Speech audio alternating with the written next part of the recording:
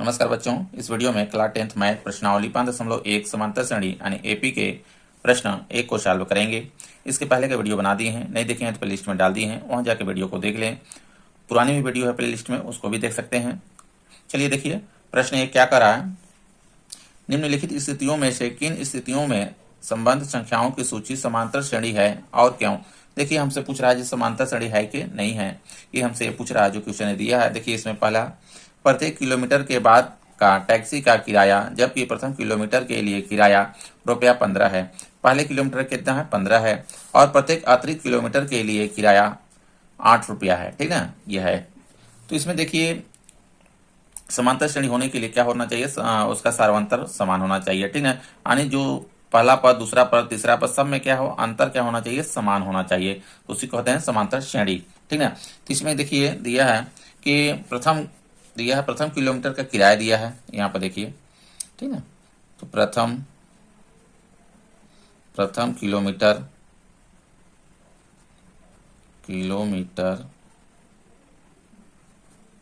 प्रथम किलोमीटर का किराया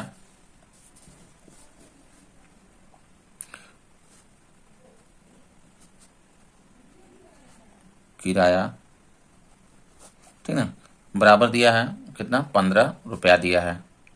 ये मेरा दिया है प्रथम किलोमीटर का, यानी ये पहला पद हो जाएगा। ठीक, और क्या कर रहा है, प्रत्येक अतिरिक्त किलोमीटर के लिए किराया ₹8 है। इसके बाद ₹8 क्या कर रहा है, ये बढ़ते जा रहा है प्रत्येक अतिरिक्त किलोमीटर पे। ठीक ना, तो प्रत्येक अतिरिक्त किलोमीटर का किराया, प्रत्येक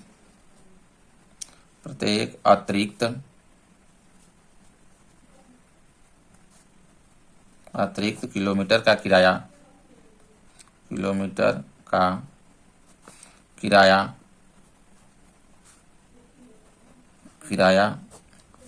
बराबर ₹8 है। ठीक ना, अर्थात देखिए इस तरह से देखिए श्रेणी बनेगी इसकी। अर्थात देखिए प्रथम 15 है, ठीक ना, ₹15 हो गया ये।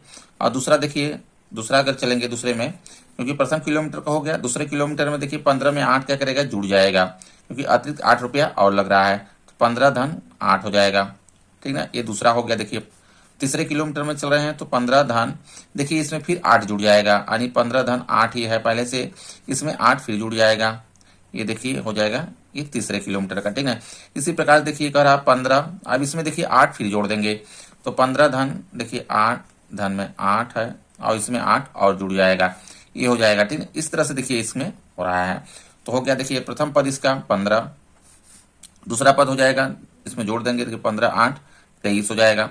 ठीक है, इसके बाद देखिए इसमें हो जाएगा 23 हो गया, 23 में देखिए फिर 8 जुड़ जाएगा, तो 31 आ जाएगा। ठीक, 31 के बाद देखिए इसमें ये 29 आ जाएगा, सॉरी 39 हो जाएगा। इस प्रकार से देखिए ये श्रेणी बन रही है। इसमें देखिए ये समांतर श्रेणी है कि नहीं है, क्योंकि देखिए इसके बीच का अंतर कितना है, 8 है। इसको सार्वंतर बोलते हैं, इसे प्रथम पद हो गया, इसको बोलेंगे देखिए प्रथम पद यानी A1 कितना है, 15 हो गया। और द्वितीय पद इसको बोलेंगे A2। ठीक ना, A2 बराबर हो गया देखिए 23। ठीक है, और तृतीय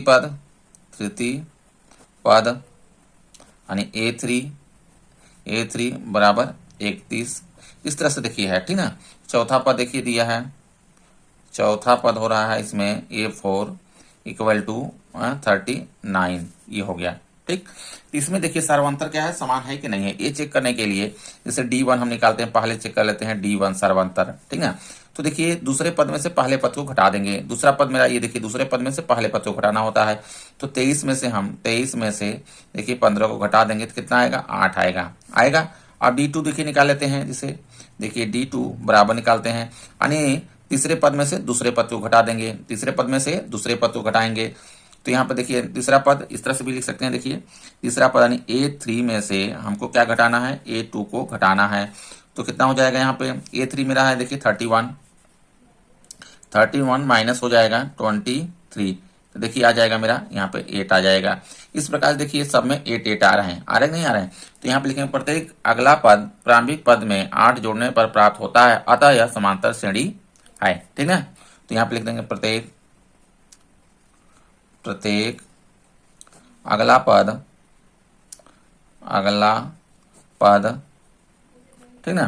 प्रारंभिक पद में, प्रारंभिक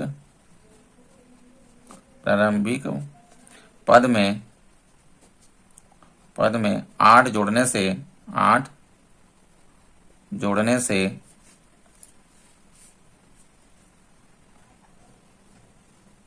जोड़ने पर, ठीक ना, जोड़ने पर प्राप्त होता है, प्राप्त होता है, अतः यह समांतर श्रेणी है, अतः यह समांतर श्रेणी है, ठीक ना। समझ में आ रहा है। अगला लेते हैं। देखिए दूसरा क्वेश्चन क्या कर रहा है इसमें, किसी बेलन में उपस्थित हवा की मात्रा, जबकि वायु निकालने वाला पंप, उसमें बेलन में क्या है, पंप लगा है वायु निकालने वाला, ठीक ना। तो कह रहा निकालने वाला पंप प्रत्येक बार बेलन की शेष हवा का 1/4 भाग बाहर निकाल देता है, ठीक ना। यानी जो भी उसमें बेलन में हवा है वो क्या कर रहा है, 1/4 भाग बाहर निकाल रहा है। जैसे पहले बार निकाल रहा है तो 1/4, तो जो बचा उस हवा उसका फिर 1/4 निकाल रहा है, तो इस प्रकार से निकाल रहा है। तो ये मतलब पूछ रहा है ये समांतर श्रेणी है कि नहीं है। तो इसमें देखिए मान लेते हैं बेलन में हवा क्या है, एक्स है, ठीक ना, एक्स हो, तो माना बेलन में हवा, माना बेलन में हवा, बेलन में हवा की मात्रा, ठीक ना, हवा की मात्रा मान लेते हैं कितना है, एक्स है। अब देखिए जो प्रथम बार कैसे निकाले, प्रथम बार इसका 1/4 निकल जाएगा। प्रथम बार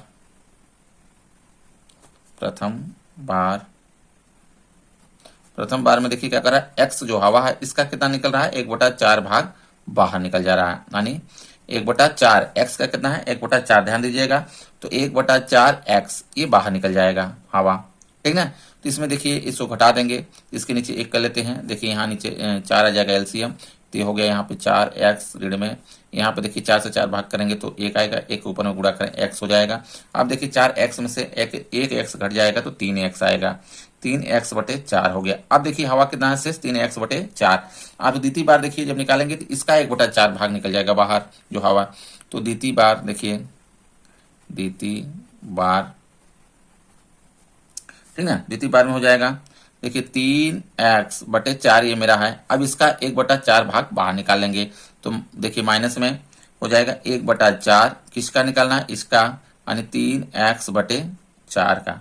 समझ में आ रहा है, ठीक ना, इस तरह से। तो देखिए इसमें हो जाएगा, यहाँ पे इसको सॉल्व करते हैं। देखिए 3x/4, ठीक ना, ऋण में।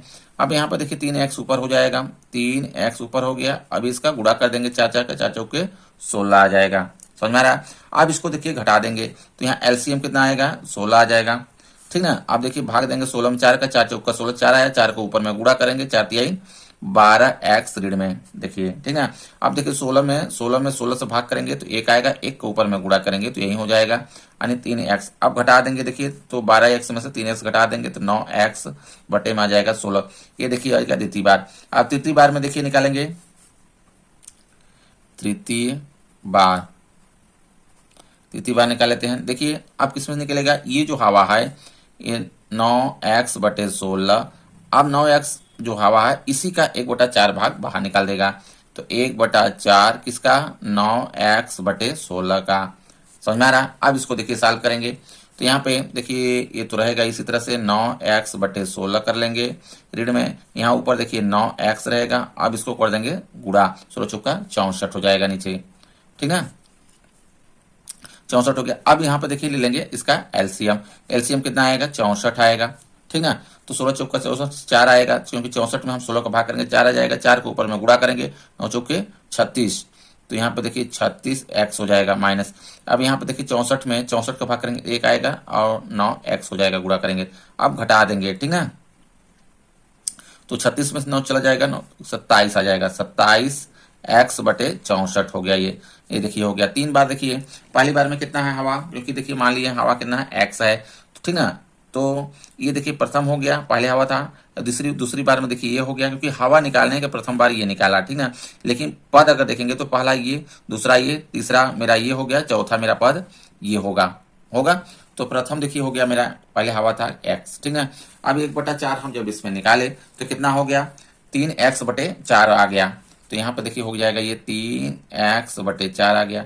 अब इसके बाद देखिए कितना आ रहा है, 9x/16 आ रहा है, 9x/16 हो गया, ठीक ना। अब यहाँ पर देखिए 9x बटे बाद आ गया यहाँ मेरा 27x/16, 27x/16, 27x/64, सॉरी, ये हो गया। अब इसमें देखिए क्या सार्वंतर समान है, इसके बीच का अंतर जो है, इसके बीच का अंतर, इसके बीच का अंतर क्या है, ये समान आ रहे हैं नहीं। अगर समान आ रहे हैं तो सारा इस समांतर श्रेणी होगी, अन्यथा ये समांतर श्रेणी नहीं होगी, ठीक ना। तो सार्वंतर देखिए निकालते हैं, D1 पहले निकालते हैं, दूसरे पद में से पहले पद को घटाएंगे। ये दूसरा पद है, इसको देखिए बोलेंगे A1 बोलते हैं, ये A2 हो गया दूसरा पद, इसको तीसरा पद A3 है और ये A4 है, ठीक ना। तो D1 अगर निकालेंगे, देखिए D1 पहले से निकालते हैं तो A2 में से A1 घटा देंगे, यानी दूसरे पद में से पहले वाला पद को घटाएंगे। तो दूसरा पद मेरा है देखिए 3x बटे कितना है, 4 है, घटा देते हैं यहाँ पहला पद। समझ में आ रहा है?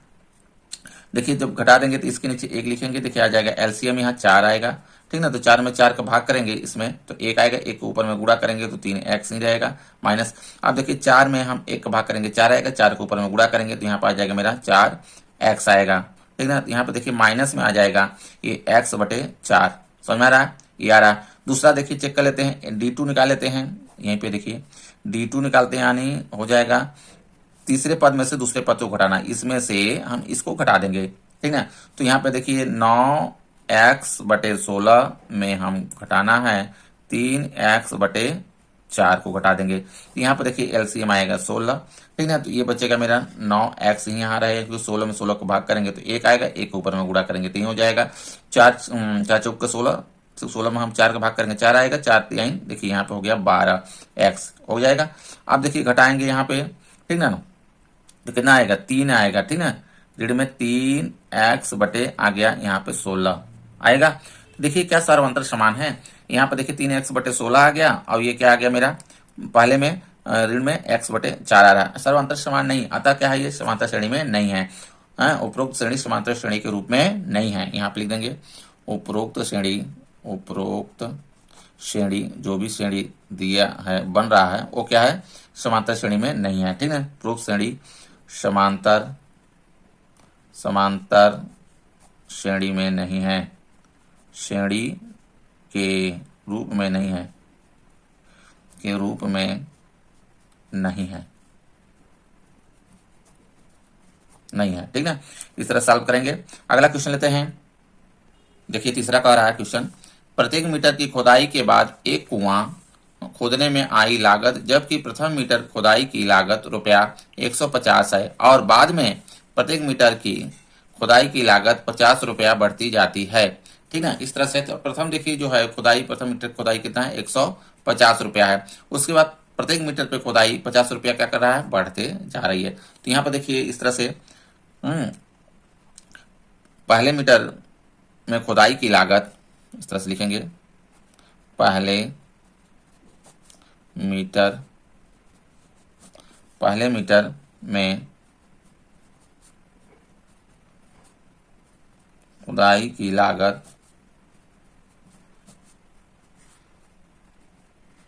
बराबर कितना है, 150 रुपया है, 150 रुपया, ठीक ना। अच्छा क्या करा, इसके बाद देखिए जी अगले मीटर में क्या है, 50 रुपया क्या है, वृद्धि हो रही है। अब अगले प्रत्येक मीटर में इस तरह से, अब अगले प्रत्येक मीटर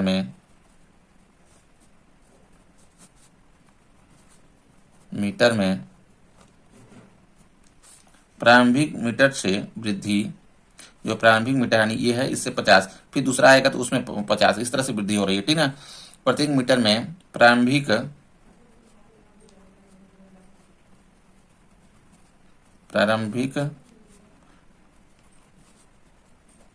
मीटर से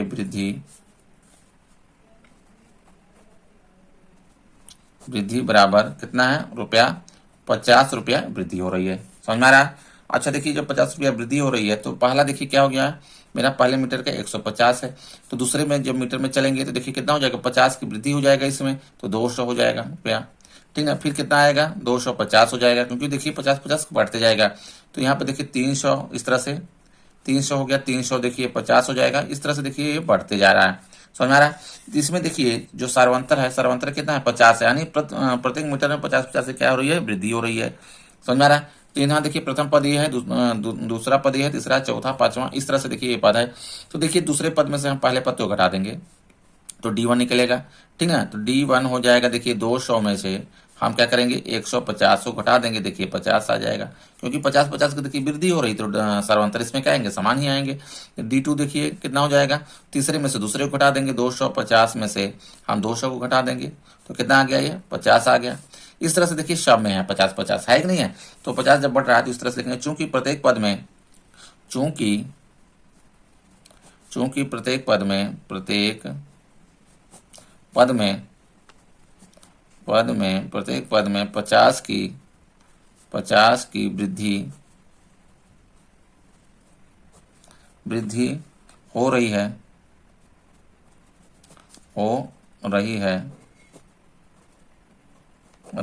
ठीक ना, अतः समांतर श्रेणी है, अतः समांतर श्रेणी है।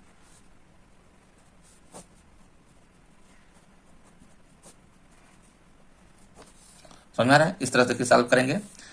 अगला क्वेश्चन लेते हैं। कह रहा है खाते में प्रत्येक वर्ष का मिश्र धन जबकि रुपया 10,000 की राशि 8% वार्षिक की दर से चक्रवृद्धि ब्याज पर जमा की जाती है। अब देखिए ये क्या कर रहा है कि चक्रवृद्धि ब्याज पे 10,000 क्या है कि 8% वार्षिक ब्याज पर जमा की जाती है। तो इसमें कह रहा है कि समांतर श्रेणी है कि नहीं, हमको यही चेक करना है इसमें। तो पहला देखिए क्या है, मेरा 10,000 है, पहला पद होती ये हो जाएगा, यानी पहले साल का। ठीक है, तो यहाँ हो गया मेरा 10,000। दूसरा देखिए आ जाएगा इसमें, ठीक ना। अब इसी का देखिए 10,000 का ध्यान दीजिएगा चक्रवृद्धि ब्याज करना है। तो देखिए इसमें फार्मूला होता है, थोड़ा समझिए। फार्मूला इसमें देखिए होता है P, ठीक ना, 1 धन R बटे 100 और पावर में N होता है, N यानी ये देखिए रेट है, यानी ये वार्षिक दर है, ठीक ना। अब ये क्या है, समय है, कितना वर्ष के लिए, ठीक। तो इस तरह से देखिए ये बन रहा है। तो इसमें मैं देखिए रखते जाएंगे, मेरा बनते जाएगा। तो देखिए कितना है P, मेरा मिश्र धन यहाँ पे 10,000 है, तो 10,000 देखिए 10,000 हो जाएगा, ब्रैकेट्स में 1 धन R कितना 8% है रेट, 8% हो गया, बटे में देखिए 100 हो जाएगा। समझ में आ रहा है? इसके पावर में 1 पहले साल के लिए है, तो यहाँ पे 1 रहेगा। समझ में आ रहा है? 1 तो पहले से है, मान लीजिए 1 रहेगा यहाँ पे। आप देखिए दूसरे साल में जब चलेंगे इसी पैसे का, तो यहाँ पे देखिए 10,000, ठीक है। आप देखिए ब्रैकेट्स में 1 धन 8 बटे में आ जाएगा, यहाँ पे देखिए यहाँ पे 100, इसके पावर में 2। इस तरह से देखिए ये बनते जाएगा। समझ में आ रहा है? तो पहले देखिए मेरा हो जाएगा ये मेरा 10,000 इसी तरह से रहेगा। आप देखिए इसमें ये देखिए 10,000 इस तरह से रहेगा। अब इसको देखिए सॉल्व करेंगे, जब इसको हम जोड़ेंगे ना 1 धन 8 बटा 100 को, तो कितना आ जाएगा, ये देखिए गुणा हो जाएगा, ब्रैकेट्स खुल जाएगा, देखिए आ जाएगा 108 बटे 100 हो जाएगा, ठीक। यानी 100 एकम 100 और 8 जुड़ जाएगा, 108 बटे 100 हो गया। समझ में आ रहा है? आप देखिए अगला वाला ये पद में इसी तरह से 10,000 गुणा कर लेंगे, गुणा का चिन्ह लगाएंगे क्योंकि ब्रैकेट्स खोलना है। अब ध्यान दीजिएगा ये पावर में कितना है, 2 है, तो देखिए 108 बटे 100 जो आएगा यहाँ पे देखिए यहीं आएगा। इसी का हम क्या करेंगे, 2 बार गुणा करेंगे, क्योंकि स्क्वायर का मतलब होता है जो संख्या उसी जितना है पावर में जितना रहता है उतनी बार उसी का गुणा। तो यहाँ से देखिए हो जाएगा 108 बटे 100 और फिर गुणा कर लेंगे 108 बटे 100। इस तरह से देखिए ये श्रेणी बन रही है, ठीक है। इस तरह से श्रेणी चलेगी, ध्यान दीजिएगा। अब देखिए यहाँ पे जो कटता है उसको काट लीजिए। तो पहले देखिए यहाँ पे 10,000 आएगा, 10,000। अब इसमें देखिए 2 जीरो से हम 2 जीरो ये काट देंगे, ठीक ना। अब 108 में देखिए हम यहाँ 100 को गुणा कर देंगे, तो 108 जब है ना तो इसमें क्या करेंगे 2 जीरो और इसमें बढ़ जाएगा, तो 108 और 2 जीरो आगे इसके बढ़ा देंगे। समझ में आया? ये आ जाएगा। अब आगे फिर इसी तरह से देखिए इसमें हम क्या कर देंगे, 2 जीरो से देखिए ये 2 जीरो कट गया, ठीक ना। 2 जीरो से देखिए ये भी कट जाएगा, 2 जीरो से फिर ये गुणा में है तो ये भी कट जाएगा, यहाँ से इधर से सब समाप्त हो गया। अब 108 गुणे 108 करेंगे, ठीक ना। 108 गुणे 108 करेंगे तो कितना आ जाएगा, 11,664 आएगा। इस तरह से देखिए ये श्रेणी बनेगी, ठीक है।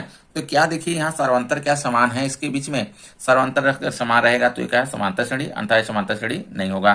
तो देखिए D1 निकालते हैं पहले, तो D1 निकालते हैं, दूसरे पद में से पहले पद को घटाएंगे, दूसरे पद में से पहले पद को, दूसरा पद है मेरा ये है, ठीक ना, ये हो गया, इसमें से हमको घटा देना ये 10,000, तो देखिए जब घटा देंगे तो कितना आएगा यहाँ पे 800 बचेगा, ठीक ना, क्योंकि 10,800 है तो यहाँ पे बचेगा मेरा 800, ये आ गया। अब देखिए D2 निकालते हैं, D2 चेक कर लेते हैं, देखिए तीसरे पद में से हम दूसरे पद को घटाएंगे, ठीक है। तीसरा पद मेरा कितना है 11,664 है, इसमें से घटा देंगे ये 10,800 घटाना है, बराबर देखिए आ जाएगा, यहाँ पे घटाएंगे तो 864 आ जाएगा, कितना आएगा 864। क्या देखिए ये और ये क्या दोनों बराबर हैं, बराबर नहीं है, अगर बराबर रहता तो समांतर श्रेणी रहता, अन्यथा समांतर श्रेणी नहीं है। चूंकि सर्वांतर समान नहीं है, यहाँ लिख दीजिए चूंकि सर्वांतर समान नहीं है, सर्वांतर समान नहीं है, समान नहीं है अतः यह समांतर श्रेणी में नहीं है, अतः यह समांतर श्रेणी में नहीं है, ठीक ना। इस तरह से देखिए सॉल्व करेंगे, ये सिर्फ आप लोगों को चेक करने के लिए है कि पहचान में आ गया कि नहीं कि समांतर श्रेणी है कि नहीं है। समझ में आ रहा है? वीडियो अच्छा लगा हो लाइक करें, चैनल को सब्सक्राइब कर लें। धन्यवाद।